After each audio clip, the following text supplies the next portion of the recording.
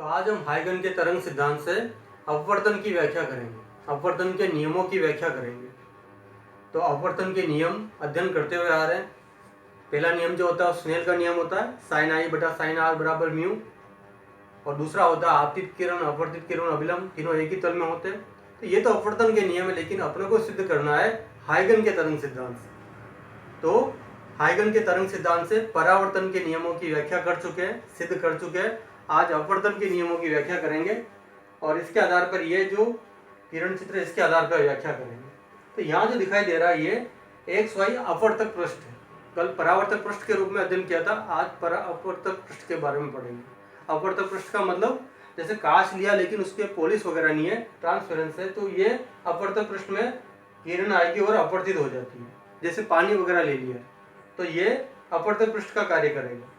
तो दो माध्यम हो जाते हैं, विरण माध्यम और सघन माध्यम। जैसे पानी भरा हुआ है ये, तो ये वाला हवा वाला भाग होगा, ये तल से ऊपर हवा वाला भाग होगा विरण माध्यम, और ये पानी जो होगा वो सघन माध्यम।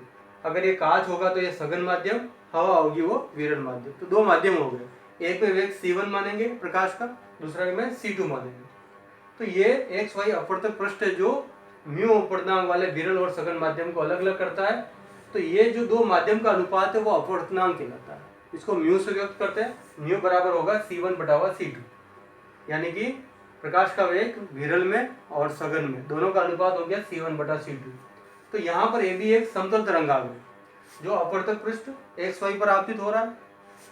इसके लंबवत दो आपतित किरण हो गए 1 और 2 के रूप में। और हाइगन का सिद्धांत कहता है प्रत्येक भाग जो है द्वितीयक तरंगें उत्सर्जित करता है। तो बी से द्वितीयक तरंग चलेगी, c1t दूरी तय करती हुई a डैश पे स्पर्श करेगी और अपवर्तित हो जाएगी। तो 2 से 2 डैश के रूप में अपवर्तित होगी, 1 से 1 डैश के रूप में अपवर्तित होगी। तो ये कितनी दूरी तय करेगी c1t। यहाँ c22 का एक चाप काटेंगे a से b डैश, तो ये c1t हो गया, ये c22 हो गया।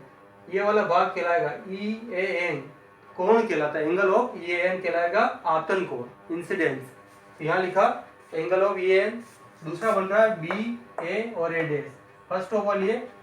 तो इनको रटने की जरूरत नहीं, अगर ये डायग्राम बना ले तो इसके आधार पे ये पूरी व्याख्या आराम से हो जाती है। तो यहीं से बताना EAN, तो ये लिखा EAN। दूसरा हो रहा BA डैश, तो एंगल ऑफ आई हो गया। तो दोनों कोण आई के रूप में, तो दोनों कोण आई के रूप में आपतन कोण। इनको याद नहीं किया जाता है, इनको अगर डायग्राम अगर बना ले तो उसके आधार पर आराम से लिखा जा सकता है। तो बहुत इजी हो जाता है, इसको अगर एक बार डायग्राम बना ले उसके बाद में आराम से इसको सिद्ध किया जा सकता है। तो दोनों कोण लिख दिए। अब ये अपवर्तन कोण होगा, ये अभिलंब डाला है, लंब डाल दिया। तो दूसरा कोण क्या हो जाएगा, ये इसका नाम दे दिया E के रूप में, तो ये N हो गया, EAN के रूप में। ये N है तो N डैश डाल दिया। तो ये F A dash N dash, ये F A डैश और N डैश, ये एंगल ऑफ R कहलाएगा। और दूसरा कोण कौन सा बन रहा है, A डैश और B डैश। तो ये F A dash N dash, A dash B dash, angle of R अपवर्तन कोण कहलाएगा।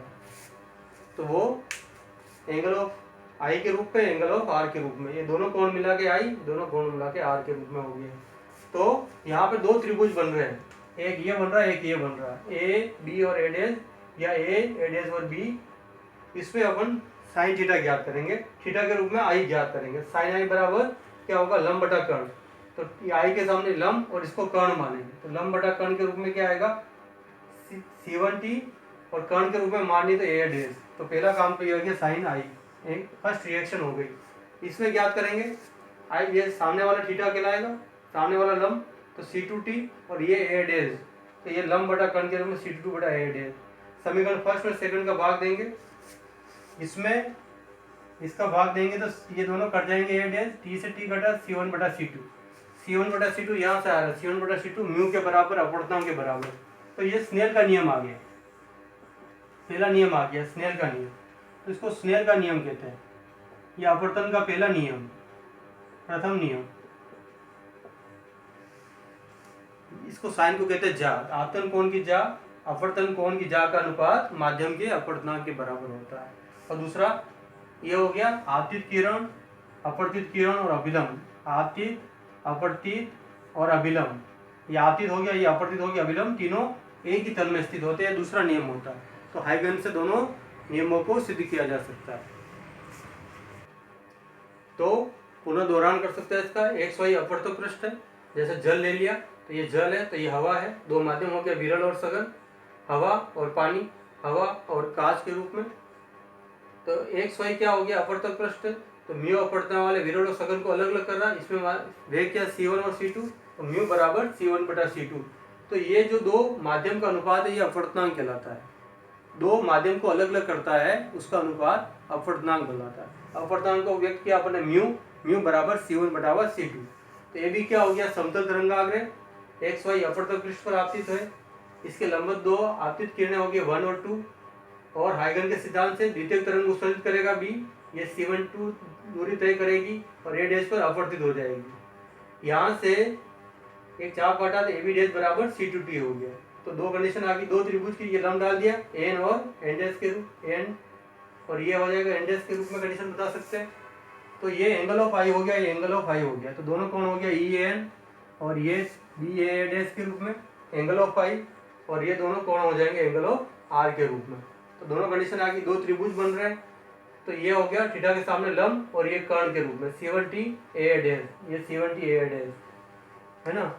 ये रिएक्शन वर्ष समीकरण नंबर फर्स्ट, इसमें दूसरा त्रिभुज ये बन रहा है AA डैश B डैश के रूप में। तो ये लंब बटा कर्ण के रूप में C2/AA डैश, कर्ण इसमें उभयनिष्ठ रहेगा। समीकरण फर्स्ट में सेकंड का भाग दिया तो साइन आई बटावा साइन आर, इसमें इसका भाग दिया A डैश कट गया, T से T कट गया, C1/C2। तो इसका पहला नियम बन रहा है आपतन कोण की जा अपवर्तन कोण की जा का अनुपात माध्यम के अपवर्तनांक के बराबर होता है। और दूसरा नियम आपतित, अपवर्तित और अभिलंब तीनों एक ही तल में होते हैं।